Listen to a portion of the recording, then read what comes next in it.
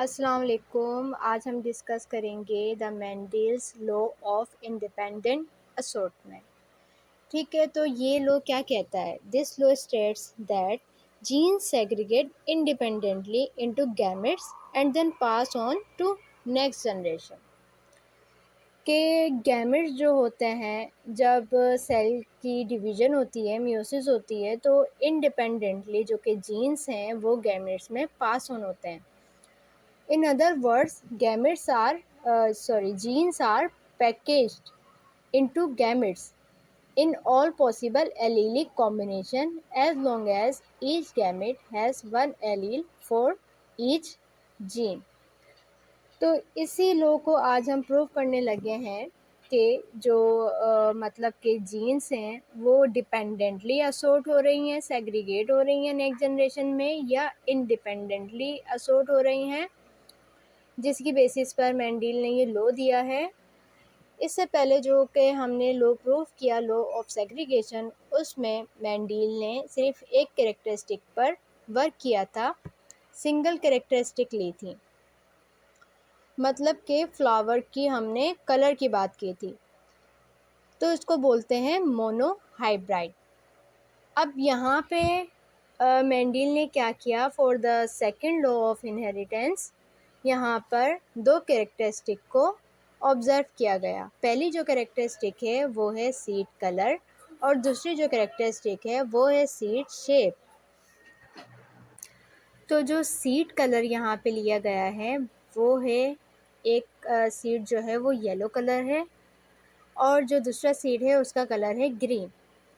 और shape, yellow colour का जो सीड है उसकी शेप है राउंड और स्मूथ, और जो ग्रीन कलर्ड सीड है उसकी शेप है रिंकल्ड। और यहाँ पर येलो सीड इज़ डोमिनेंट, जिसको हम कैपिटल वाई या अपर केस वाई से डिनोट करेंगे, and green seed is recessive. Green seed के लिए जो एलील है वो रिसेसिव है, और इसको हम लोअर केस वाई से डिनोट करेंगे। अब शेप की बात कर लेते हैं। For round we denote it with capital R, and for wrinkle we denote it with recessive R। ठीक है, तो यहाँ पर हमने दो कैरेक्टरिस्टिक ले ली, जो कि मेंडल ने एक्सपेरिमेंट में क्या किया है, दो कैरेक्टरिस्टिक ले ली। दो कैरेक्टरिस्टिक लेने को हम क्या बोलेंगे? Dihybrid.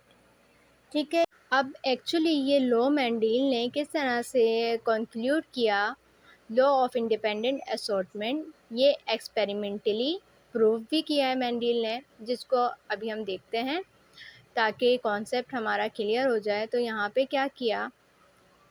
To follow the characters of seed colour and seed shape through the F2 generation, Mendel crossed a true breeding plant with yellow round seed with a true breeding plant with green wrinkled seeds, producing dihybrid F1 generation।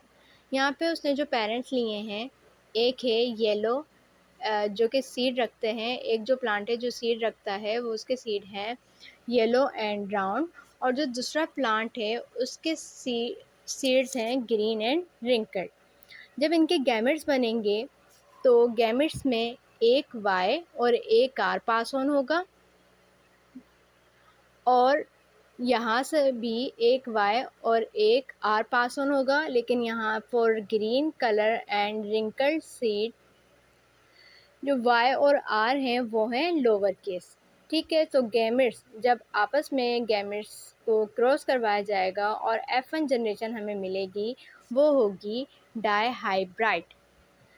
Dihybrid का मतलब heterozygous जो seed हमें मिल रहा है वो phenotypically तो हमें yellow और राउंड नज़र आ रहा है, लेकिन जीनोटिपिक अगर हम उसकी बात करें तो जीनोटिपिकली सीड कैसा है? हेटेरोजाइगस इन नेचर है।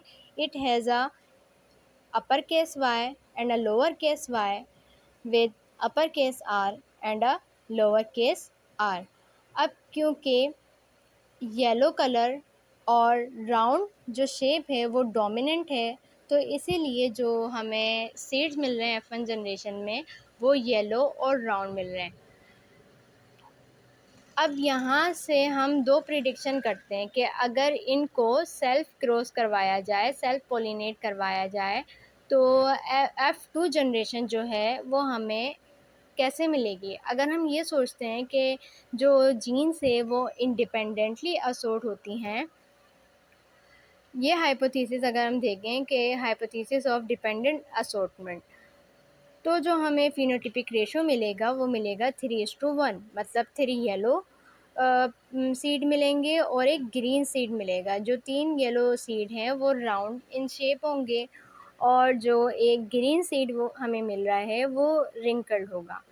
और अगर हम अपनी हाइपोथेसिस रखें ऑफ इंडिपेंडेंट असॉर्टमेंट की, तो हमें रिजल्ट्स क्या मिलने चाहिए, जो हमारी प्रोबेबिलिटी है वो क्या होगी फिनोटिपिक रेशो में 9:3:3:1। इसका मतलब ये कि जो 9 हमें सीड्स मिलेंगे वो होंगे round and yellow in colour. 3 जो हमें सीड्स मिलेंगे वो होंगे ग्रीन एंड राउंड। 3 हमें जो सीड मिलेंगे वो होंगे yellow but with wrinkled shape. और एक जो सीड मिलेगा वो होगा ग्रीन एंड रिंकल्ड। अब ये प्रिडिक्शन हमने कैसे की, इसके लिए हमने वही मेथड अप्लाई किया जो कि पहले से हम सीखते आ रहे हैं, जो जिसको हम बोलते हैं पनेट स्क्वायर। इसमें जो एग है हमारे पास, जो कि हमें F1 जनरेशन से मिला। अगर हम डिपेंडेंट असॉर्टमेंट की बात करते हैं तो हम कह रहे हैं कि एक जो गैमेट बनेगा उसके पास जो एलील होंगे वो कैपिटल Y और कैपिटल R होंगे, और जो दूसरा एलीलिक फॉर्म है वो होगा स्मॉल y और स्मॉल r। मतलब एक के पास जो कैरेक्टरिस्टिक है वो येलो और राउंड की है, और जो दूसरी कैरेक्टरिस्टिक है हमारे पास वो ग्रीन एंड रिंकल्ड की है। इसी तरह स्पर्म भी सेम गैमेट्स रखते होंगे। 50-50 का रेशो है यहाँ पर, अगर हम डिपेंडेंट की बात कर रहे हैं। ठीक है, तो प्रोबेबिलिटी के चांसेस कितने हैं, अब 4 मतलब 4 कैरेक्टर्स 4 प्लांट्स हमें इस रेशो में मिल सकते हैं 3:1। अब ये पनेट स्क्वायर कैसे ड्रॉ हुआ, यहाँ से capital Y and capital R, यहाँ स्पर्म से भी capital Y and capital R। Now यहाँ से कैपिटल Y कैपिटल R और यहाँ से स्मॉल y स्मॉल r।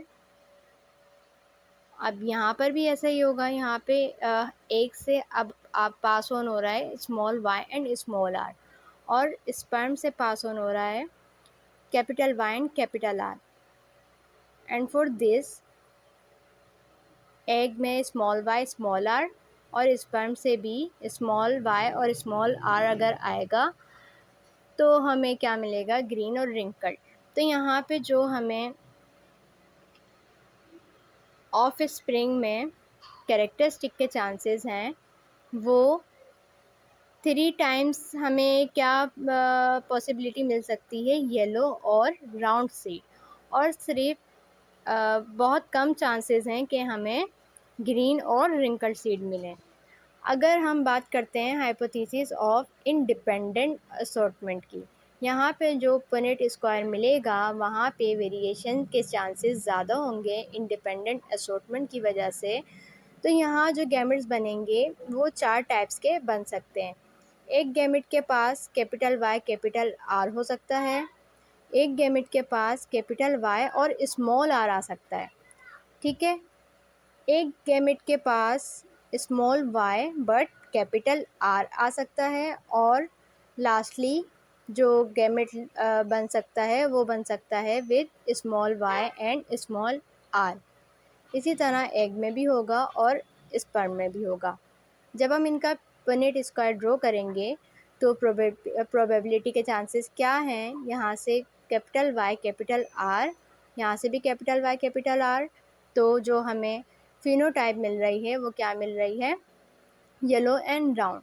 अब इसी तरह हम वन बाय वन सारी पॉसिबिलिटीज़ हम यहाँ पे ड्रॉ करते जाएंगे, तो हम रिज़ल्ट क्या कंक्लूड करेंगे, इस तरह से हमारे पास क्या आ रहे हैं, 1 2 1 2 3 4 5 6 7 8 9 9 जो हमें ऑफ स्प्रिंग में करेक्टरिस्टिक मिल रहे हैं सीड की, वो yellow with round shape seed मिल रहे हैं। और 1 2 3 जो पॉसिबिलिटीज़ हो सकती हैं वो रिंकल्ड हैं but yellow in colour seed है।